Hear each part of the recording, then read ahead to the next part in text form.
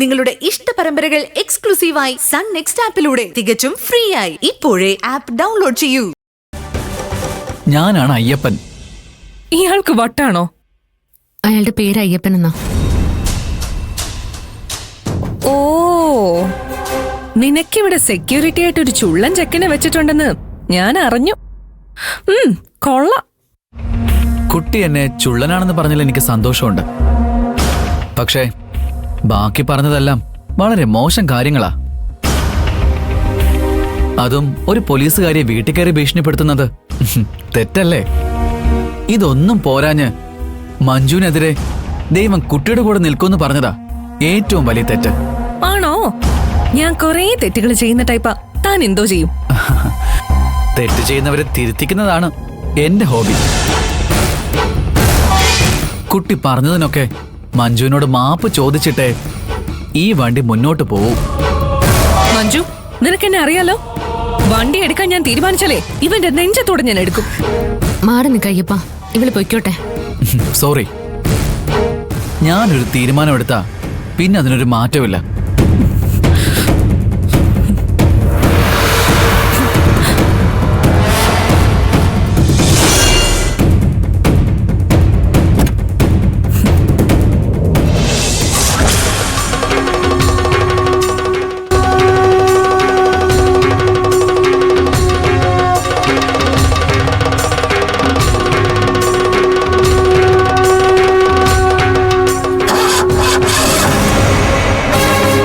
അയ്യപ്പ മാറ്.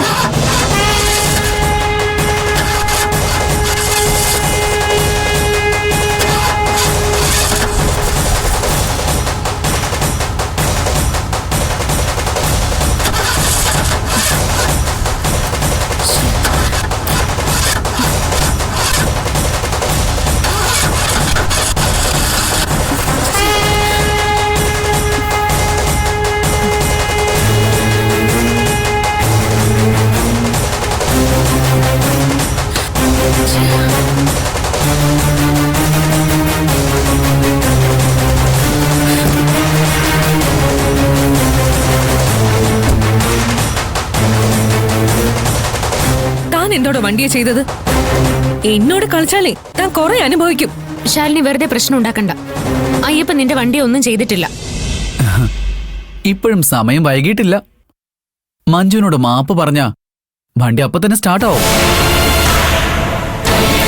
എനിക്കാരുടെ സഹായം വേണ്ട, ഞാൻ നടന്നു പോവും.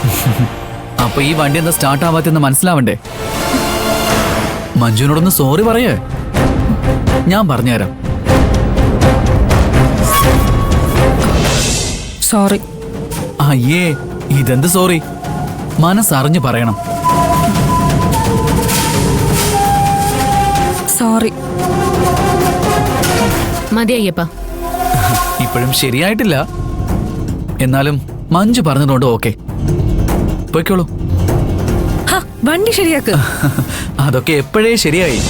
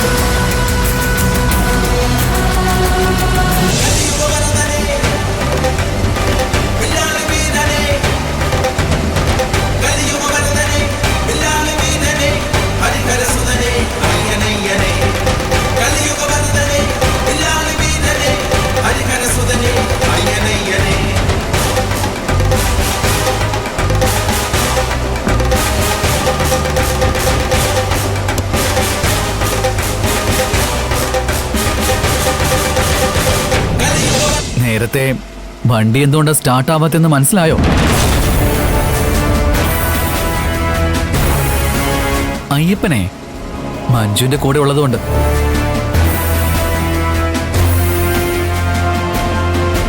സ്വാമി ശരണം.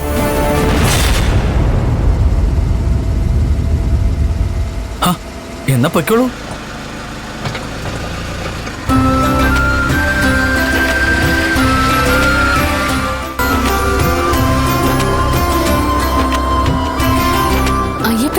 എന്താ ചെയ്തേ? ഞാനൊന്നും ചെയ്തില്ല. പിന്നെ അതെങ്ങനെയാ സ്റ്റാർട്ടായത്? ആ അപ്പൊ അയ്യപ്പൻ വെറുതെ പറഞ്ഞതാണോ? പിന്നല്ലാതെ. സ്റ്റാർട്ടായില്ലെങ്കിൽ സോറി എന്ന് പറഞ്ഞുകൊണ്ട് ഒരു ചമ്മി ചിരിയങ്ങ് ചിരിച്ചാ പോരെ. അയ്യേ, ഞാൻ വല്ല മാജിക് ആണെന്ന് വിചാരിച്ചു.